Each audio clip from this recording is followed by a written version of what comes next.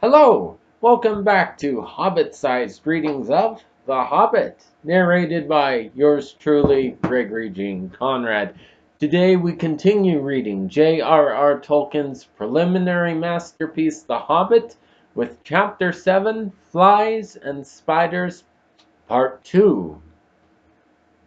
They were still standing over him, cursing their ill luck and Bomber's clumsiness, and lamenting the loss of the boat, which made it impossible for them to go back and look for the heart, when they became aware of the dim blowing of horns in the wood, and the sound as of dogs baying far off. Then they all fell silent, and as they sat it seemed that they could hear the noise of a great hunt going by to the north of the path, though they saw no sign of it. There they sat for a long while, and did not dare to make a move. Bomber slept on, with a smile on his fat face, as if he no longer cared for all the troubles that vexed them. Suddenly on the path ahead appeared some white deer, a hind and fawns, as snowy white as the heart had been dark, that glimmered in the shadows. Before Thorin could cry out, three of the dwarves had leaped to their feet and loosed off arrows from their bows. None seemed to find their mark.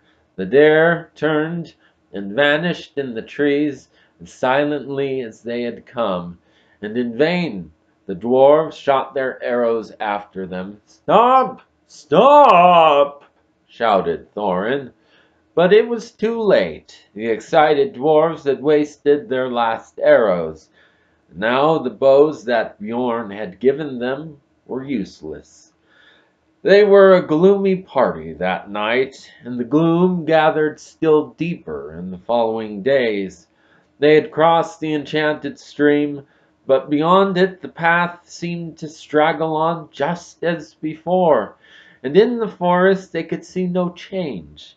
Yet if they had known more about it, and considered the meaning of the hunt and the white deer that had appeared upon their path, they would have known that they were at last drawing towards the eastern edge, and would soon have come, if they could have kept up their courage and their hope, to thinner trees and places where the sunlight came again.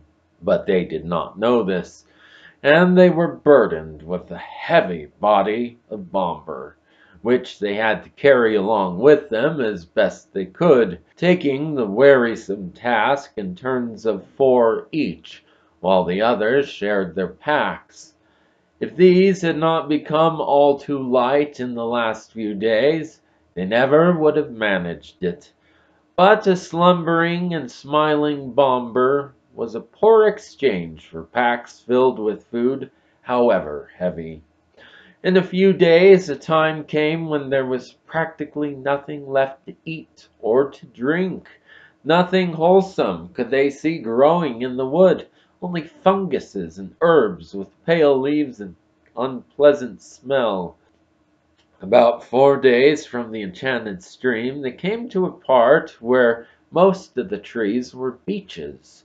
They were at first inclined to be cheered by the change, for here there was no undergrowth, and the shadow was not so deep. There was a greenish light about them, and in places they could see to some distance to either side of the path. Yet the light only showed them endless lines of straight gray trunks, like the pillars of some huge twilight hall. There was a breath of air and a noise of wind, but it had a sad sound. A few leaves came rustling down to remind them that outside autumn was coming on. Their feet ruffled among the dead leaves of countless other autumns that drifted over the banks of the path from the deep red carpets of the forest. Still Bomber slept, and they grew very wary. At times they heard disquieting laughter. Sometimes there was singing in the distance too. The laughter was the laughter of fair voices, not of goblins, and the singing was beautiful, but it sounded eerie and strange. and they were not comforted. Rather, they hurried on from those parts with what strength they had left. 2 days later, they found their path going downwards, and before long they were in a valley filled almost entirely with a mighty growth of oaks. "Is there no end to this accursed forest?" said Thorin. "Somebody must climb a tree and see if he can get his head above the roof and have a look round. The only way is to choose the tallest tree that overhangs the path." Of course, somebody meant Bilbo. They chose him because to be of any use the climber must get his head above the topmost leaves, and so he must be light enough for the highest and slenderest branches to bear him. Poor Mr. Baggins had never had much practice in climbing trees, but they hoisted him up into the lowest branches of an enormous oak tree that grew right out into the path, and up he had to go as best he could. He pushed his way through the tangled twigs with many a slap in the eye. He was greened and grimed from the old bark of the greater boughs. More than once he slipped and caught himself just in time, and at last, after a dreadful struggle, in a difficult place where there seemed to be no convenient branches at all, he got near the top. All the time he was wondering whether there were spiders in the tree, and how he was going to get down again, except by falling. In the end he poked his head above the roof of leaves, and then he found spiders all right, but they were only small ones of ordinary size, and they were after the butterflies. Bilbo's eyes were nearly blinded by the light. He could hear the dwarfs shouting up at him from far below, but he could not answer, only hold on and blink. The sun was shining brilliantly, and it was a long while before he could bear it. When he could, he saw all around him a sea of dark green, ruffled here and there by the breeze, and there were hundreds of butterflies. I expect they were a kind of purple emperor, a butterfly that loves the tops of oak woods. But these were not purple at all. They were a dark, dark, velvety black, without any markings to be seen. He looked at the black emperors for a long time, and enjoyed the feel of the breeze in his hair and on his face. But at length the cries of the dwarfs, who were now simply stamping with impatience down below, reminded him of his real business. It was no good. Gaze as much as he might, he could see no end to the trees and the leaves in any direction. His heart, that had been lightened by the sight of the sun and the feel of the wind, sank back into his toes. There was no food to go back to down below. Actually, as I told you, they were not far off the edge of the forest, and if Bilbo had had the sense to see it, the tree that he had climbed, though it was tall in itself, was standing near the bottom of a wide valley, so that from its top the trees seemed to swell up all round like the edges of a great bowl, and he could not expect to see how far the forest lasted. Still he did not see this, and he climbed down full of despair. He got to the bottom again at last, scratched, hot, and miserable, and he could not see anything in the gloom below when he got there. His report soon made the others as miserable as he was. "The forest goes on forever and ever and ever in all directions. Whatever shall we do?" "And what is the use of sending a hobbit?" they cried, as if it was his fault. They did not care twopence about the butterflies, and were only made more angry when he told them of the beautiful breeze, which they were too heavy to climb up and feel. That night they ate their very last scraps and crumbs of food. The next morning, when they woke, the first thing they noticed was that they were still gnawingly hungry, and the next night that it was raining, and that here and there the drip of it was dropping heavily on the forest floor. That only reminded them that they were also parchingly thirsty, without doing anything to relieve them. You cannot quench a terrible thirst by standing under giant oaks and waiting for a chance drip to fall on your tongue. The only scrap of comfort there was came unexpectedly from Bomber. He woke up suddenly and sat up, scratching his head. He could not make out where he was at all, nor why he felt so hungry, for he had forgotten everything that had happened since they started their journey that May morning long ago. The last thing that he remembered was the party at the Hobbit's house, and they had great difficulty in making him believe their tale of all the many adventures they had had since. When he heard that there was nothing to eat, he sat down and wept, for he felt very weak and wobbly in the legs. "Why ever did I wake up?" he cried. "I was having such beautiful dreams.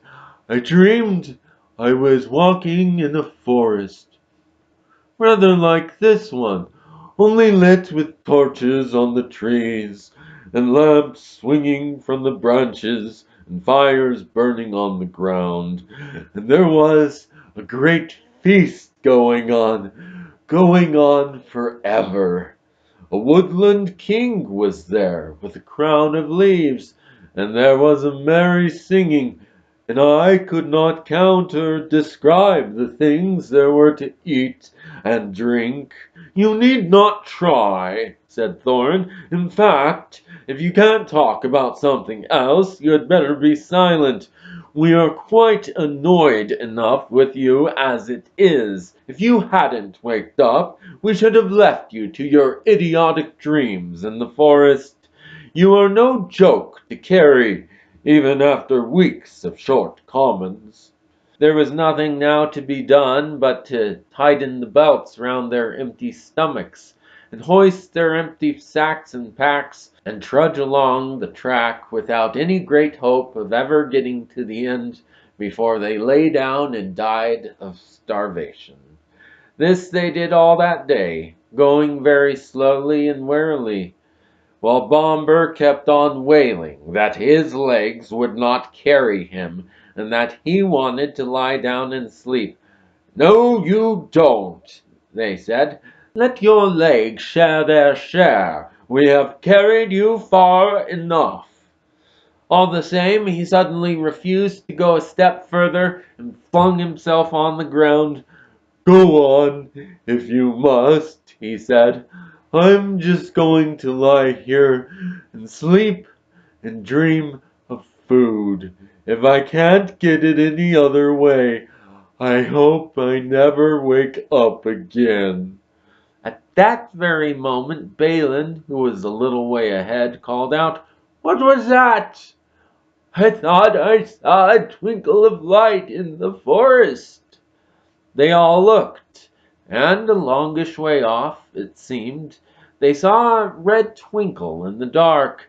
Then another and another sprang out beside it. Even Bomber got up, and they hurried along, then not caring if it was trolls or goblins. The light was in front of them, and to the left of the path, and when at last they had drawn level with it, it seemed plain that torches and fires were burning under the trees, but a good way off their track. "It looks as if my dreams were coming true," gasped Bomber, puffing up behind. He wanted to rush straight off into the wood after the lights, but the others remembered only too well the warnings of the wizard and of Bjorn. "A feast would be no good if we never got back alive from it. But without a feast we shan't remain alive much longer anyway," said Bomber, and Bilbo heartily agreed with him. They argued about it backwards and forwards for a long while, until they agreed at length to send out a couple of spies to creep near the lights and find out more about them. But they could not agree on who was to be sent. No one seemed anxious to run the chance of being lost and never finding his friends again. In the end, in spite of warnings, hunger decided them, because Bomber kept on describing all the good things that were being eaten, according to his dream, in the woodland feast. So they all left the path and plunged into the forest together. That's it for today. Join us next time as we continue to bring some Tolkienian cheer to your quarantine despair with The Hobbit, Chapter 7, Flies and Spiders, Part 3. Until then, Pelo Nalu Ilais Engalad Gwilin. May the leaves of your life tree never wither.